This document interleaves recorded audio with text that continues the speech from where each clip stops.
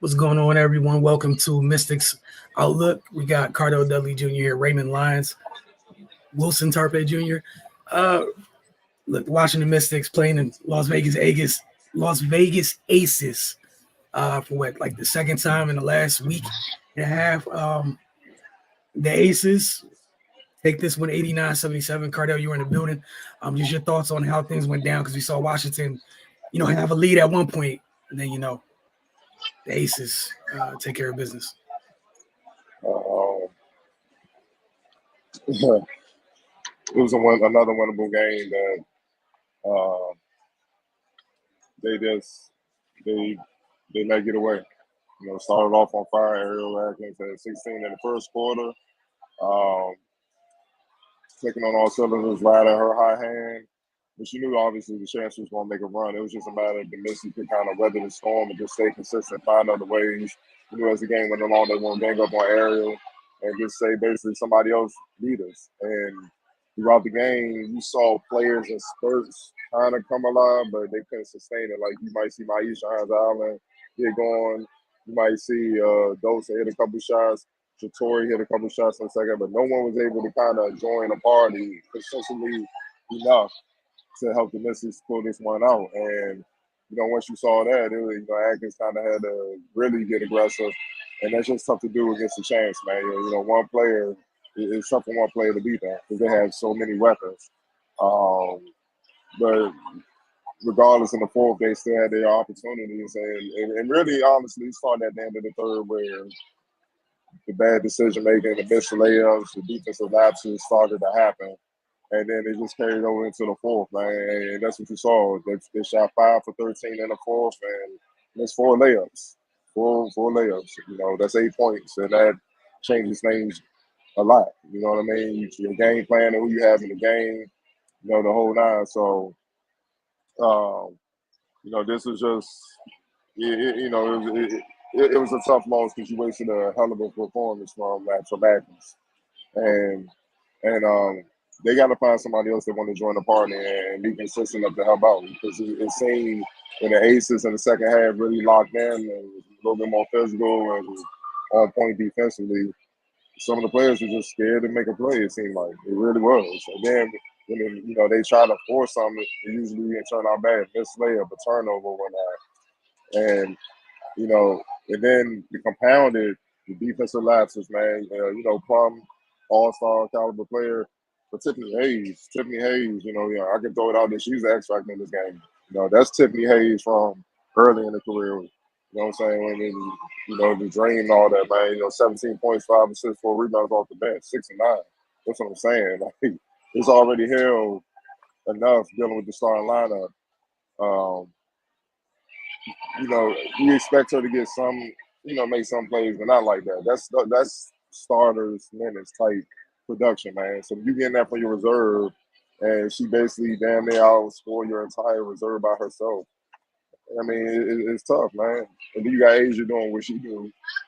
You see what I'm saying? Plum, just joining the first. Like that's all they needed, and this is where it all came from. Gray, Young, Stokes doesn't score, but she do the dirty work and stuff like that. It's just frustrating. It's really it's getting really frustrating. You at home, Atkins going off, you have the lead, and the stuff you don't do once again brings you in. They gotta figure out something, man. Because even just watching them kind of implode in the fourth, missing those layups, it's just tough. They point blank layups like the Aces gave it to them, and you're just missing it.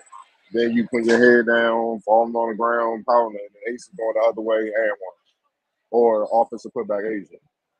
And those are the little things where composure, the little things, offensive putback, little details of the game that separates the champions like the Aces and teams like the Mystics, looking like they're lottery bound at the current moment. Right. Yeah, man, it's just a comedy of errors after they had that big start. Yeah, Cardell pointed out Ariel's game. I mean, she just came out on fire, but yeah, nobody else could help her. Tip Hayes and Kelsey Plum, they matched the rest of the Mystics' offensive output by themselves, and yeah, when you can't stop anybody, that's pretty much a ball game. And then the execution down the stretch, something that's played them all season, and it just showed up here. You can't do that against any team, but specifically against a team of this caliber, you did in the water. So yeah, that pretty much told the tale.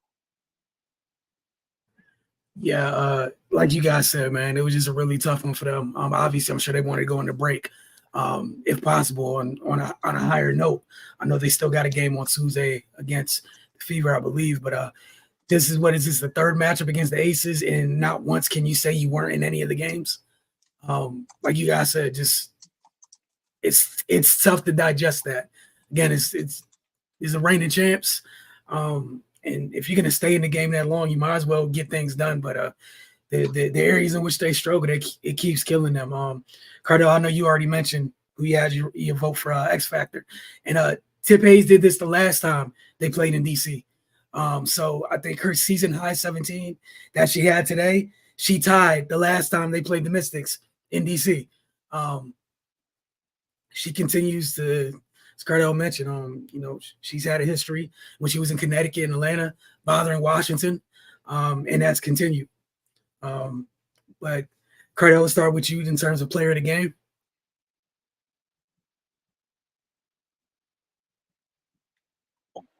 Hey man, it's tough to damn. Because Atkins went off, man. But damn, dog, that was career high, easy. Ah, man. I might have to give it to her just because she carried it. She carried it. Because without her 36, whew, I mean, come on now. I gotta go against the grain on this one, man, because her performance was that special. And without with her what she did, she kept it competitive with Chance, with no one else joining the party. You see what I'm saying? I expect Asia to do that. That's not, out the norm for her. She's the best player in the game. But the performance Atkins put on to pretty much go at the Chance head, national TV, keep her team in the thick of things best she could, dropping damn near 40. That's just a hell of a performance, man. And they need every bit of it because without her doing that, it's easily 25 plus. Hell. All right, Ray, we just asked Cardell about player of the game. He was coming to a tough decision, but you heard what it was. It was Ariel Atkins. Your thoughts on this one? Yeah, I think I'll go to the tail end of it, man. Honestly, typically we don't want to reward a losing effort, but yeah, she carried 11 people on her back tonight, man, and it's something to be said about a performance like that against the reigning champs. While Asia going off, to match her stride for stride like that, and give them a chance to win. Yeah, man, this a Jerry West Finals MVP with a losing effort type deal, man. She went to work. Yeah, so look, what I'm not gonna do is disagree. 5 of the 6 threes were before the half? Yeah, Like, and it wasn't just like mid range layups over Asia, over Plum, Jackie, get off me. Let me get the space, couple cross on it. Everybody got a little. Everybody got something. So it was just a hell of a performance, man. It goes to show you, man.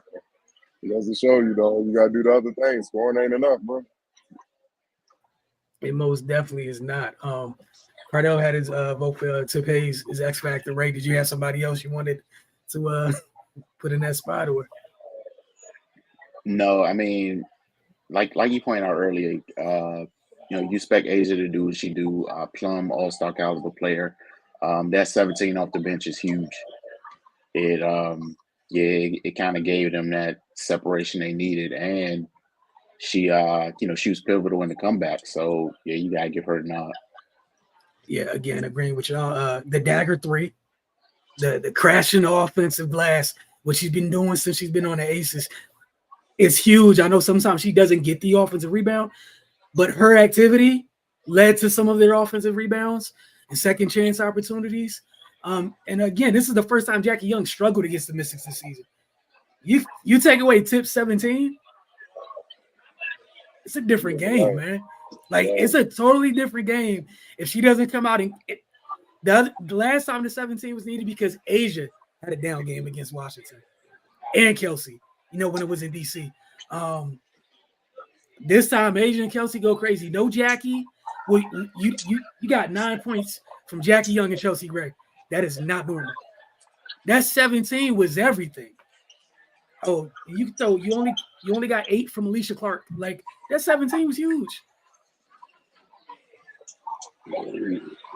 You right, bro. Like she outscored 3 starters. She outproduced 3 starters and every member of the bench. And I just think this about the misses. They shot 7 of 13 from the free throw line. They shot 57% from 3 and 42% from field. Like from the field, man. And only had 12 turnovers, which is pretty good for a team. That's what I'm saying. It's just, look, man.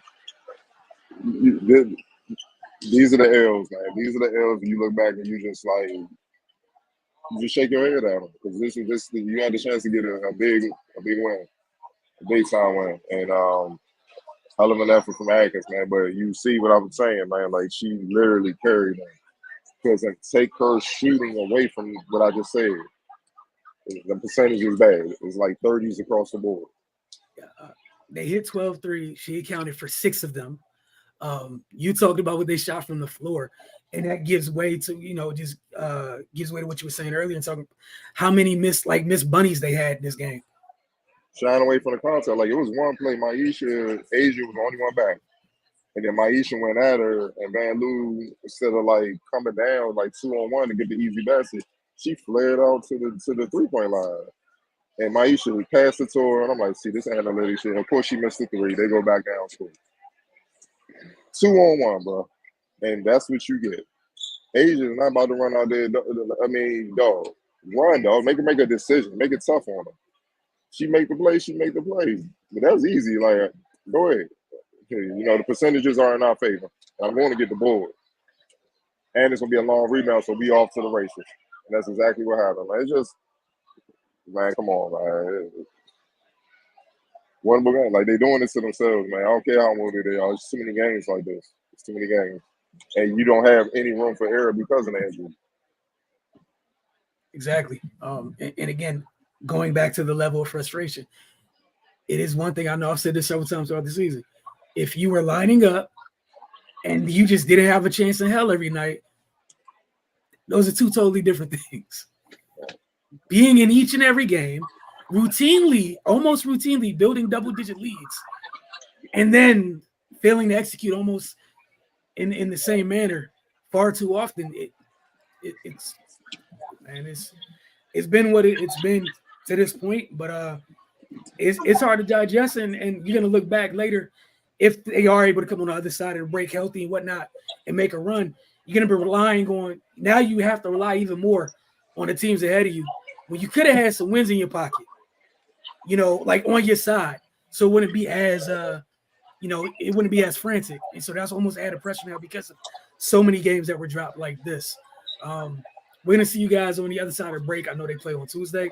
And obviously we'll talk to you guys during the Olympic break, as multiple folks will be in the Olympics, and we'll be taking care of Outlook during that as well. But for myself, Cardell, and Ray, y'all have a great evening.